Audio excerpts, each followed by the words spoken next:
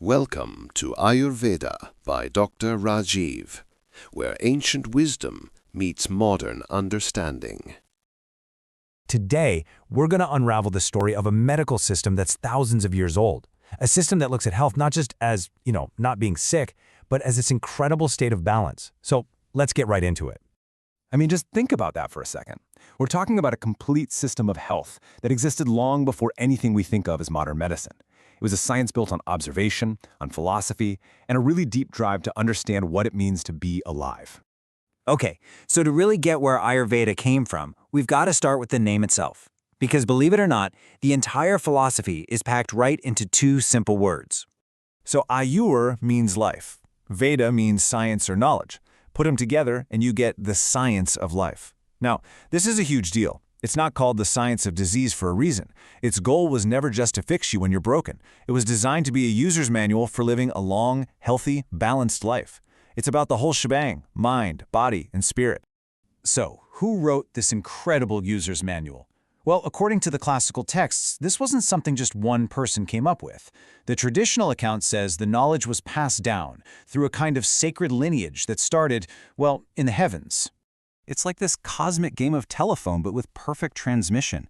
The story goes that the knowledge started with Brahma, the creator himself. It then passed to divine physicians, then to Indra, the king of the gods, and finally, it was brought down to earth and given to enlightened human sages. This divine origin story was crucial. It framed the knowledge as sacred and timeless, a gift for all of humanity. For centuries, all this wisdom was passed down purely by word of mouth, from teacher to student. Can you imagine trying to remember all of that? Exactly.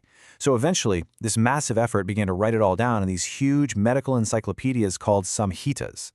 And these books became the absolute foundation of Ayurveda. First up, you've got the Charaka Samhita. This is the bedrock of internal medicine. But it's so much more than just a list of herbs. It's this deep philosophical dive into diagnostics, ethics, and what it actually means to be healthy. You could almost call it the original physician's Bible. And then, get this, there's the Sushruta Samhita. This thing is a mind-blowing manual on surgery. We're talking about incredibly detailed descriptions of complex procedures, like plastic surgery, and it even catalogs over 120 different surgical tools. The understanding of anatomy in here is just staggering for its time. And finally, you have the Ashtanga Hridaya. If the first two were the massive textbooks, this was the practical, get-it-done field guide. A scholar named Vagbhata took all the wisdom from the earlier texts and distilled it into a clear, concise, and beautifully organized handbook for doctors to use every single day. So these three together are called the Great Trio, or the Brihat Trayi. They're the pillars of classical Ayurveda. You've got Charaka asking why we get sick and how to diagnose it. You've got Sushruta figuring out how to physically repair the body. And you have Vagbhata putting it all together for the practicing physician. Absolutely brilliant. Okay, so we've got these incredible books. But what was the big idea inside them that made them last for thousands of years? It wasn't just a list of herbs and surgeries. They introduced a totally revolutionary way of looking at the human body. At the very heart of it all is this concept of the three doshas. Now, don't think of these as physical things you can find under a microscope. Think of them as the three fundamental energies or principles that run the entire show. You've got Vata, the energy of movement. It's your breath, your blood flow, your nerve impulses. Then there's Pitta, the energy of transformation. That's your digestion, your metabolism, basically your inner fire. And the third one is Kapha, the energy of structure and stability. It's what gives your body its physical substance, it lubricates your joints, and it underpins your immunity. And here is the absolute game-changing insight. Health isn't some universal standard. It's about finding the unique, perfect balance of these three energies for you as an individual. And that one idea leads to this entire philosophy. It means the focus is on prevention, on playing offense with your health, not defense. It's about knowing your own unique constitution, your prakriti, and then living in a way that honors it. It's about understanding that you're not separate from nature, and that your diet, your lifestyle, your mind, it's all one interconnected system. So that brings up a pretty big question.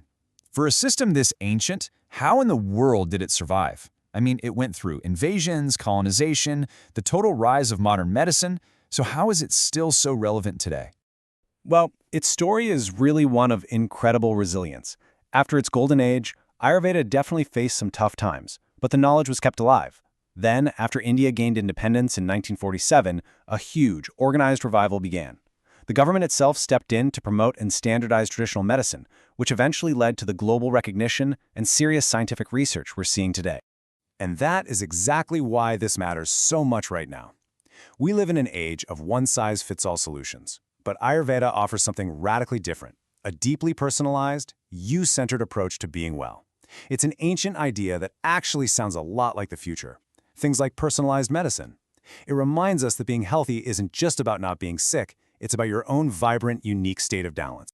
I think this quote just says it all, doesn't it? Before we put everything into boxes like conventional or alternative, there was just the science of how to live a good, long, healthy life. And that's what Ayurveda has always been about. So now you know where Ayurveda came from. In our next explainer, we're going to go even deeper and decode the very heart of its philosophy, those 3 doshas. You won't want to miss it. See you then. Please subscribe for more content like this.